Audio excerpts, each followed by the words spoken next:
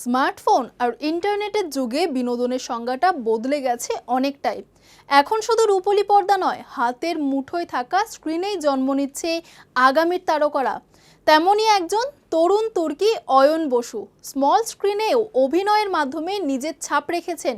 চলুন তাহলে দেখে নেওয়া যাক অয়ন বসুর এই অভিনেতা হয়ে ওঠার জার্নিটা ঠিক কেমন ছিল।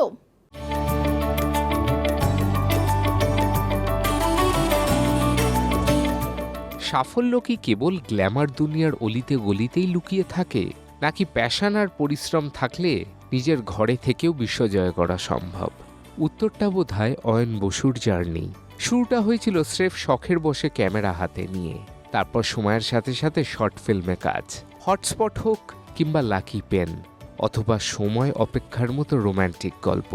অয়ন কিন্তু সাবলীল সব ক্ষেত্রেই। অভিনয়ের জন্য পেয়েছেন পুরস্কার, হাত পাকিয়েছেন ফেরোসাস উগ্রর মতো ছবিতে অভিনয় করে।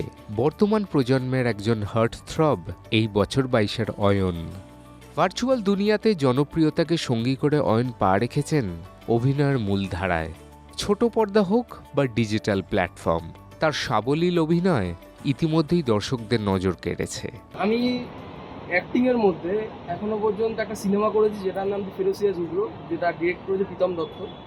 সেটা পুরো সারা বাংলাতে ভালোই সাড়া পেয়েছে, রেসপন্স পেয়েছে ভালো। আমি রিসেন্টলি কিছুদিন আগে আন্দুলে গেছিলাম, ওখানে পুরো হাউসফুল ছিল।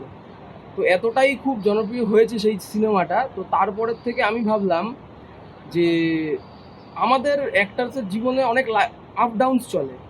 তো সেই আপ ডাউনসের মধ্যে আমি যদি আমার প্রতিভা, আমার যে ক্রিয়েটিভিটি, সেটা যদি আমি খুব ইজিলি ইনস্টাগ্রাম বা ফেসবুকের মাধ্যমে যদি আমি দেখিয়ে দিতে পারি, তো আমার মনে হয় সেটা বেটার। আর ওটার রিচটা খুব বেশি। যেন আজকালকার সবাই খাটাখাটনি করে চাকরি করে, তো চাকরি করার পর সবাই এসে ফেসবুকটা একটু দেখি 2 মিনিট, তো ইনস্টাগ্রামটা দেখি কে কী করছে। তো সেই আপডেটের জন্য আমি ভাবলাম কি যে আমার ক্রিয়েটিভিটি যদি ওখানে দেখানো যায়, তো আরও বেশি রিচ এবং রেসপন্সটা পাওয়া যাবে। আমার কি কি প্রবলেমস আছে, আমার কি কি ডাউন সাইড আছে, সেইগুলো আমি বুঝতে পারবো। সোশ্যাল মিডিয়া হাজার হাজার ফলোয়ার্সদের ভালোবাসা আর লাইক কমেন্টের ভিড়েও অয়ন কিন্তু মাটির কাছাকাছি থাকতেই ভালোবাসেন। কন্টেন্ট ক্রিয়েটর থেকে অভিনেতা, তার এই উত্তরণটা কিন্তু খুব একটা সহজ ছিল না। চ্যালেঞ্জেস বলতে আমি অনেক আগে শর্ট ফিল্ম করেছিলাম 2টো। এবার প্রথম আমাকে খুব ছোট বলতে গেলে 1 মিনিট কি 2 মিনিটের রোল দেওয়া হয়, সেটা অনেকটাই মানে 10 থেকে 12টা টেকের পর। তো সেখান থেকে আমাকে সে ডিরেক্টর বললো যে তোর এভাবে হবে না, তুই অ্যাক্টিং শেখ। তো আমি নিজেকে ব্রাশ আপ করি। তারপরে সে নিজে ভরসা দিয়ে আমাকে একটা জায়গায় পাঠালো যেখান থেকে আমি অ্যাক্টিং শিখেছি। তো তারপরে আমি পুরো পাবলিকের সামনে দাঁড়িয়ে একটা সিন দেওয়া হয়েছিল, সেটা আমি পুরো কনফিডেন্টলি করেছি। তো এই চ্যালেঞ্জগুলোই বলবো, এখন আমি শিখছি। একটা লাইফ হচ্ছে পুরোটাই আপ অ্যান্ড ডাউন।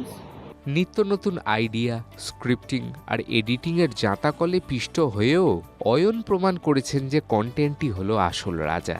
তাই ভালো কন্টেন্ট নিয়েই কাজ করতে চান তিনি।